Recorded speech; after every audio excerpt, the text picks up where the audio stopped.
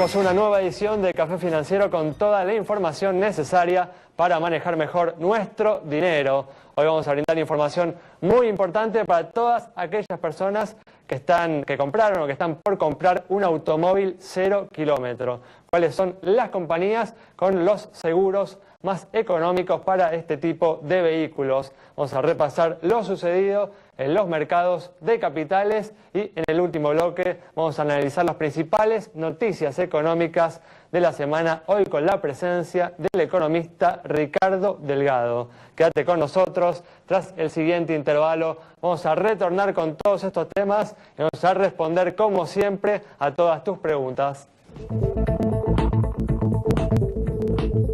Bueno, ya estamos aquí con la presencia de Santiago Chelala, también está Julián Sirio hoy con nosotros para repasar lo sucedido en los mercados de capitales. Y como se habrán dado cuenta, hoy no vamos a poder disfrutar de la presencia de nuestra compañera Yamila Escala, que no pudo venir lamentablemente por un malestar que ha tenido, así que se reincorporará el próximo domingo con nosotros. Bueno, vamos a comenzar con las noticias que tenemos para hoy. Y la semana pasada cayó en forma significativa el dólar paralelo, que se ubicó en el nivel más bajo desde principios de enero. Santiago amplía este tema. Es una baja muy significativa. Le recordemos que a comienzos de año el dólar paralelo llegó a cotizar 13 pesos, incluso 13,20. Ya estamos hablando de un tipo de cambio blue o bueno, informal de 10,35, 10,40. Cerró el viernes último, muy pero muy por debajo de lo que eran los techos. ¿Cuáles son los motivos? Bueno, en primer lugar, este mes, abril, es el mes fuerte de exportaciones. Comienzan a llover por fin los dólares de la soja, del maíz, del trigo, de los principales commodities que vende la Argentina. Es el mes de la cosecha en que se vende esa cosecha y, por supuesto, ingresan los dólares. También hay un freno muy fuerte que está poniendo el Banco Central a las importaciones. Cada vez es más difícil conseguir permisos para importar, para traer bienes del exterior, y por supuesto eso también frena un poco la demanda de dólares. Y por último estuvo el acuerdo con YPF, por esta, digamos, nueva emisión de deuda.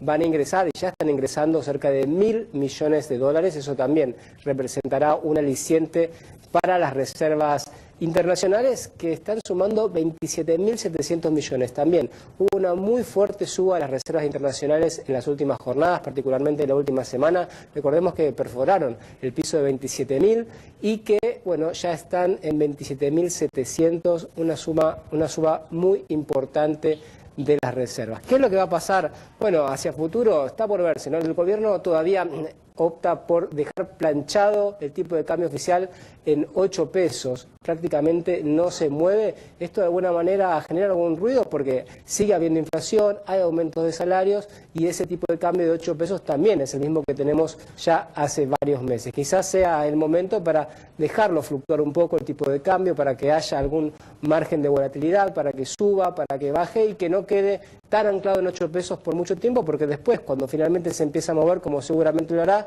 comienzan otra vez los ruidos y las expectativas a jugar y bueno, comenzamos otra vez con estas especies de corridas cambiarias a ver quién compra más dólares primero. Bueno, pero por ahora todo está muy calmo en el mercado financiero, el tipo de cambio sigue en baja.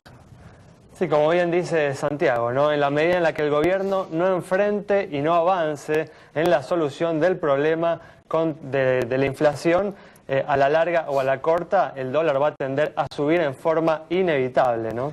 Sí, Ale, y una curiosidad, si querés, de estos tipos de cambios múltiples que hay en la Argentina, tiene que ver con que el dólar turista, que es ese 35% que se cobran a las tarjetas de crédito, ya está en 10,80, mientras que el dólar informal o blue que te hablaba recién está en 10,40. O sea, es más caro hoy en día el argentino usar la tarjeta de crédito en el exterior que llevar cash, llevar billetes. Si uno los consigue en el mercado informal, es más barato. Eso realmente no pasaba, no pasó durante muchos, pero muchos meses en la Argentina. Son estas curiosidades de los cambios múltiples que tenemos hoy en día. Si los comerciantes en el extranjero deben creer que estamos locos, ¿no? Porque hace un año nos moríamos, o sea, hacíamos, digamos, todo tipo de maniobras y estrategias para pagar nuestras compras en el exterior con tarjeta de crédito. Y ahora, bueno, ahora si bien no hay tanta diferencia como había en aquel entonces o como llegó ahora en algún momento, ahora vamos a esforzarnos por pagar todo en efectivo porque resulta ahora lo conveniente.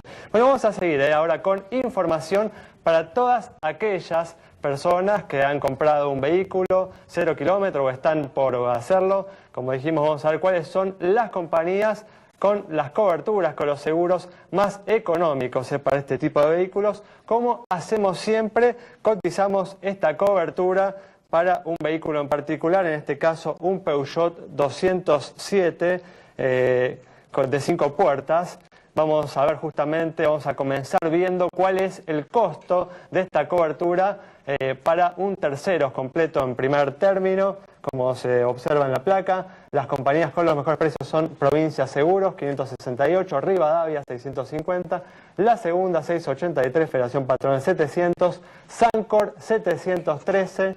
Vamos a seguir viendo, digamos, a continuación Allianz, 722, La Caja, 780, RCA El Comercio 821, cierran esta placa Zurich con 847 y San Cristóbal con 900 pesos. Estamos hablando del costo mensual. Vamos a ver a continuación cuál es el costo y cuáles son las compañías más convenientes para la cobertura más completa. Es la de todo riesgo. Vemos Rivadavia con un costo mensual de 950 pesos. La Segunda, 963. Provincia Seguros, 971. Allianz 986 y cierran, digamos, esta información, esta placa, RCA El Comercio con 1.215, San Cristóbal 1.220 y Zurich con 1.230 pesos mensuales. Esto es lo que está saliendo en la actualidad, las coberturas más completas, ¿no?, en materia de seguros automotores, la terceros completo y la todo riesgo. Bueno, vamos a comenzar ahora con el repaso de lo sucedido en los mercados de capitales y las noticias más importantes esta semana vinieron de afuera. Y vamos a comenzar con un dato tal vez significativo de color, ¿no? Porque Grecia hace 4 años inauguró, ¿no?, esta crisis europea que se extiende desde entonces, con tasas de desocupación gigantescas en algunos de estos países. Justamente Grecia es uno de esos países con tasas de desocupación de 25% o más, o en torno a 25%. Bueno, este país acaba, ¿no?, de colocar deuda por primera vez en 4 años. Julián amplía este tema. Exactamente, Alejandro, como bien dijiste vos, Grecia dio el puntapié inicial allá por fines del 2009, principios del 2010, y picó en punta entre los países europeos que empezaron a tener problemas severos de deuda. Después, hay que recordar, vino Irlanda, luego Portugal, luego España, incluso llegó a tener ciertas... Se empezó a sembrar ciertas dudas sobre la capacidad de pago y el nivel de deuda de Francia. Bueno, todo esto terminó en que estos países aplicaron una receta de ajuste mayormente, más allá de que Irlanda tuvo que también hacer una reestructuración fuerte de sus bancos, y esto, como bien dijiste vos, disparó los niveles de desocupación, generó una recesión muy fuerte dentro de estos países, que a pesar de eso, bueno, pasó el tiempo y 4 años después Grecia está volviendo a salir a los mercados internacionales, logró levantar casi 3.000 millones de euros a 5 años por una tasa del 5%. Esto es muy llamativo.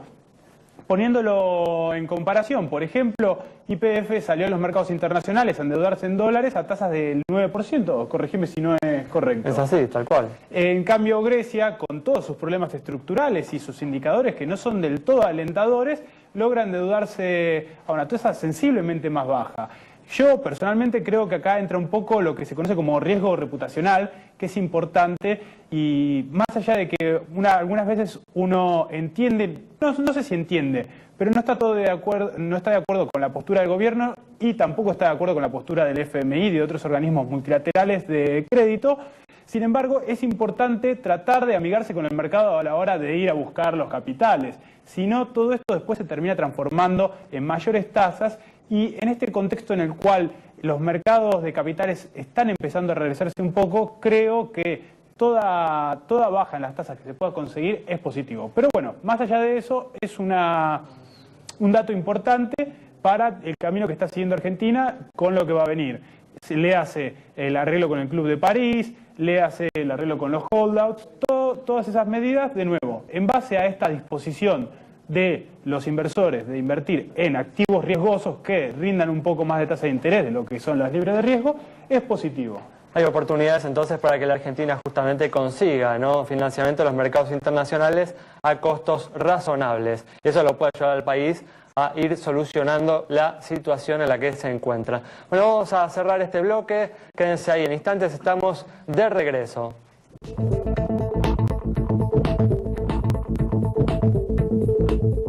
Bueno, abrimos este bloque respondiendo a algunas consultas que recibimos, como por ejemplo la de Inés sobre la situación del HSBC.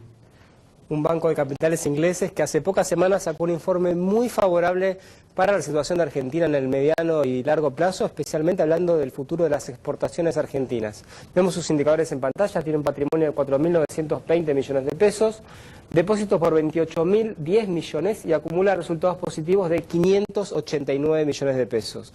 Tiene buenos indicadores de solvencia y de liquidez, cara sonriente para el HSBC.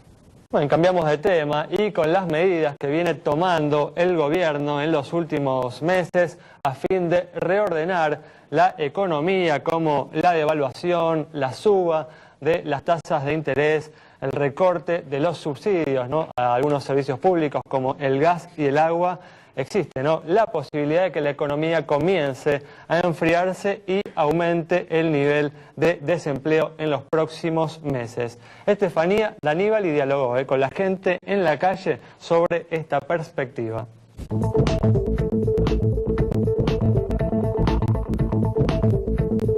Café Financiero dialogó con los trabajadores para saber cuál es el panorama económico que están viendo para los próximos meses y si temen por su situación laboral. La gente no le alcanza el salario, entonces realmente se desbocó el caballo. Los empresarios no van a invertir dinero, entonces ¿qué van a hacer? Van a empezar a suspender a la gente va a tener menos ingresos. Los precios aumentan, los sueldos se mantienen ahí, los salarios bajos, hay problemas con los gremios. Miedo no, ¿viste? Miedo no. Porque yo ya hace muchos años que estoy trabajando, o sea que ya me queda pocos años, ya un par de años más, ya que para 2 o 3 años me jubilo. Está atado una cosa con la otra, el tema de la inflación con el tema del ajuste de las paritarias es complicado, digamos, ¿no? Si no, se produce un atraso que cae sobre las espaldas de los trabajadores. Bueno, en lo personal, por suerte, tengo empleo estable, ¿no? O sea, el país no está muy bien, que digamos, como dice el oficialismo, ni tampoco muy mal, que digamos, como dice la oposición, pero en lugar de estar peleándose tirándose de un bando para el otro, deberíamos construir todos juntos y salir a flote, porque así como hoy estamos, no se puede. En realidad está embromado a todo nivel, se ve reflejado en el mercado laboral. Estoy en la parte de ventas corporativas y bajó muchísimo porque la gente tiene miedo porque no sabe qué va a pasar mañana. Sí, el panorama económico es bastante triste, lamentablemente, porque no hay ninguna medida de fondo. Y evidente que sí, porque se va deteriorando todo de tal manera que se van cayendo las empresas y no pueden sostener al personal. Bueno, lamentablemente, si el gobierno continúa con esta intención de corregir los importantes desequilibrios que presenta la economía, es prácticamente inevitable que en los próximos meses haya un aumento en el nivel de desempleo. De todos modos, si el gobierno hace las cosas bien, este aumento en el desempleo va a ser acotado y la duración en el tiempo va a ser breve, así que esperamos que eso es lo que suceda. Bueno, vamos a cerrar este bloque con la respuesta a una consulta, en este caso sobre la situación de una compañía de seguros. La respuesta es para Alberto y es sobre la situación de Nación Seguros, información que vemos aquí en la pantalla. Esta compañía tiene activos por 2.439 millones de pesos, pasivos de 1.879 millones, un patrimonio de 561 millones de pesos. Ha tenido en el último ejercicio resultados positivos por 136 millones, ha tenido también primas por 1.540 millones de pesos y acumula juicios por 3.268 juicios. Así que esta es la información de esta compañía a la que le asignamos una luz verde por su buena situación de solvencia y de liquidez. Cerramos de esta manera este bloque. Quédate ahí con nosotros que en instantes vamos a estar dialogando con el economista Ricardo Delgado sobre los principales temas económicos que ha dejado esta última semana.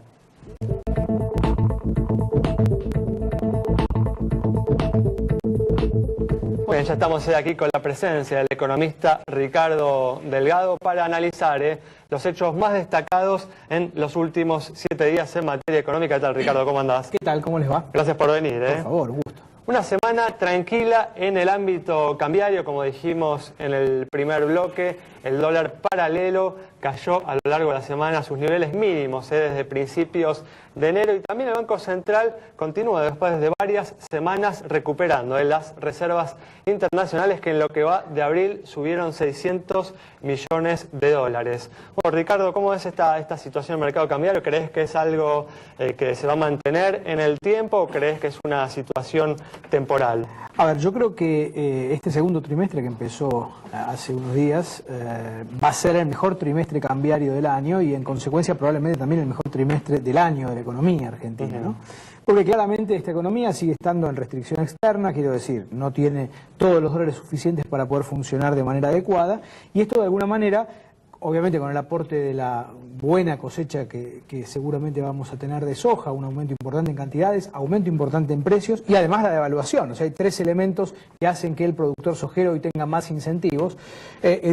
Y para cerrar, me parece que vamos a tener entonces estos 3 meses del trimestre una estabilidad cambiaria interesante y un banco central comprando dólares. Por eso vos justamente, digamos, ya se están empezando a ver entonces decir los efectos de la liquidación de los exportadores, y es algo que se mantendría entonces, de acuerdo a tu pronóstico, a lo largo de todo este segundo trimestre. Así es, esa es la perspectiva, y es lo que uno observa sobre todo cuando ve que hay más vocación, insisto, por más cantidades, más precio internacional y más precio en pesos debido a la devaluación de enero.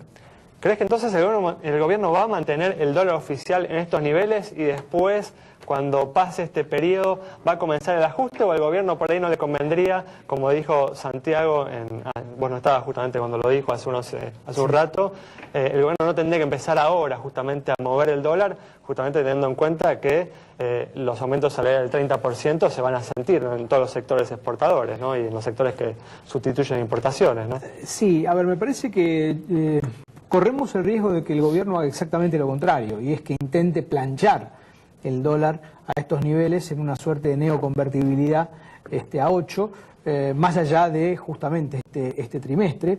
Yo creo de todos modos que hay restricciones estructurales, te diría, que hacen que en la segunda mitad del año el dólar, espero con cierta moderación, empiece a deslizarse nuevamente hacia arriba, justamente porque evidentemente en la segunda mitad del año no van a haber los dólares suficientes para poder... Pero igual decís que temés que el gobierno, aún después de la época de la cosecha, intente mantener el dólar en 8 pesos. Sí, yo lo que creo es que este gobierno ya lo hizo. El gobierno en el 2010 y el 2011 planchó el dólar como la única ancla antiinflacionaria. Eso es cierto, sí. Y esto, pensemos que la inflación estaba en el 22-23% por año, pero, y el dólar subía 5 o 6 por año. Recordemos que a principios o a lo largo del 2010 el Banco Central tenía reservas de 52 mil millones de dólares y ahora las reservas están en 27 mil millones. Es cierto, pero todavía... Casi. Es cierto, es así, ciertamente, pero todavía se veía un aumento leve, pero el aumento al fin en las reservas que cayeron fuertemente a partir del año 2012 y muy violentamente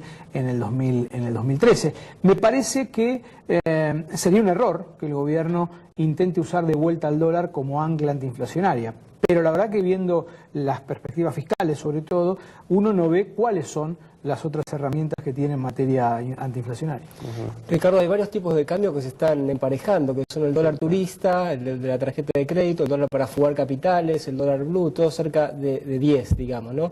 ¿Te parece que es un buen momento para abrir el cepo cambiario, para darle más alternativas a la gente para que pueda comprar libremente divisas si lo quiere? El mejor momento para abrir el cepo cambiario es el momento en donde haya una oferta consistente de divisas. Estamos en un momento coyuntural de divisas excedentes, si querés, que es este segundo trimestre que decía antes, pero la verdad que yo no veo condiciones estructurales para abrir el cepo, insisto, porque la economía argentina sigue fugando divisas, el sector privado sigue siendo un gran demandante de divisas, y si el gobierno quiere acelerar en la tasa de crecimiento, hoy ese es un dato que tenemos que también poner en la mesa, va a tener que necesitar más dólares para poder importar. Además también digo, ¿no? Con una tasa de inflación que está este año entre el 30 y el 35%, la tasa de interés que tenés que tener para liberar el cepo cambiario es una tasa que me parece que mata al sector productivo, no lo destruye. Bueno, de hecho ya esta tasa está matando al sector productivo, digo, las pequeñas y medianas empresas ya por señalar si estuvieran el 30-35%. Por supuesto.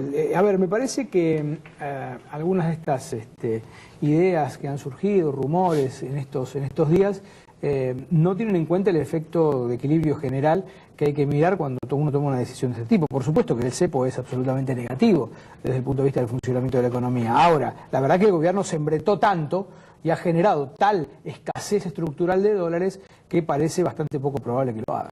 ¿Y qué se puede esperar de la visita del ministro de Economía a Washington, las reuniones con el Fondo Monetario, con el Banco Mundial? ¿De ahí pueden salir quizás los dólares para abrir el cepo o tampoco lo es posible?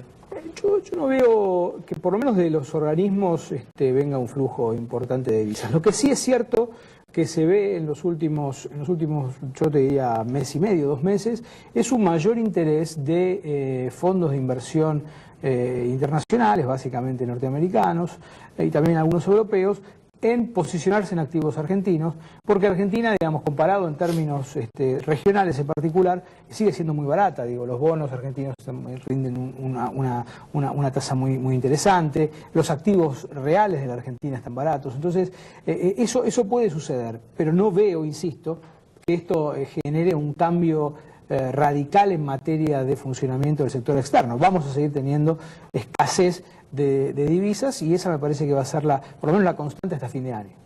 Otro hecho destacado, ¿no?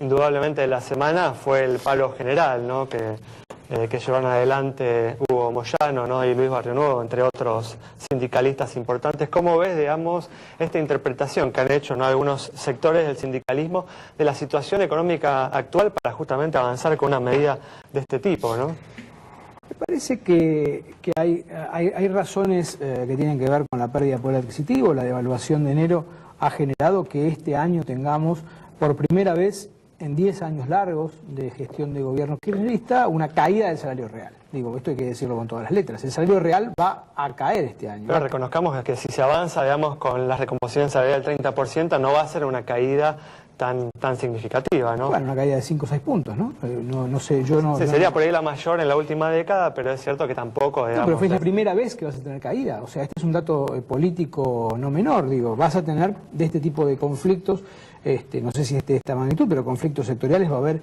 seguramente en la segunda mitad del año, porque difícilmente... el problema de fondo es que la tasa de inflación en la Argentina no va a bajar radicalmente para poder generar las condiciones de rentabilidad y de competitividad que se necesitan, y esto se va a empezar a ver en el segundo semestre. Probablemente este trimestre tengamos una inflación más baja, pero vamos a tener una inflación moreno, una inflación del 2% mensual en promedio. Que venimos del 10% acumulado o un poquito más en el primer trimestre, vamos a terminar en alrededor del 6-7 en este trimestre, pero sigue siendo una tasa muy alta, y a fin de ese trimestre, o sea, a mitad de año quizás nos comimos ya toda la devaluación que se generó en enero. Entonces de vuelta vamos a estar en una situación compleja. O sea que el problema, o la madre de los problemas, es de vuelta a la inflación. ¿Y cómo se hace para bajar la inflación, Ricardo? ¿Qué es lo que hay que hacer? La inflación hay que tomarla como un problema macroeconómico, que lo es. Digo, ningún país del mundo cree que puede bajar la inflación con acuerdos de precios o con una canasta de productos básicos que pueden formar parte de un esquema más general, pero sin duda difícilmente la inflación se reduzca si no hay un ordenamiento fiscal y monetario, si no hay señales muy contundentes a la inversión para poder atacar algunos cuellos de botella sectoriales que se ven, en donde la demanda creció más que la oferta en los últimos años en varios sectores. Digo, el estímulo de la inversión tiene que estar. Si no hay coordinación macroeconómica que permita bajar expectativas, digo, no es solamente un factor. Y por supuesto, dentro de eso, si querés, podés poner alguna suerte de acuerdo que permita justamente esa coordinación de expectativas. Pero si eso solo es el paquete, y vamos a volver a la inflación moreno. Ese es el problema de la economía argentina. La Argentina, de alguna manera, sigue acumulando tensiones a partir de la inflación que repercuten en todas las otras áreas, ¿no? Bueno, Ricardo, muchas gracias por haber estado con nosotros. Nos vamos entonces con este análisis de Ricardo Delgado sobre los temas más destacados de la semana, la calma en el mercado cambiario que puede suceder en los próximos meses y también el grave problema de la inflación que, como dice Santiago, es la madre de todos los problemas económicos aquí en la Argentina. Nos reencontramos mañana. Recuerden el nuevo horario, el lunes a las 19:30 aquí en Metro.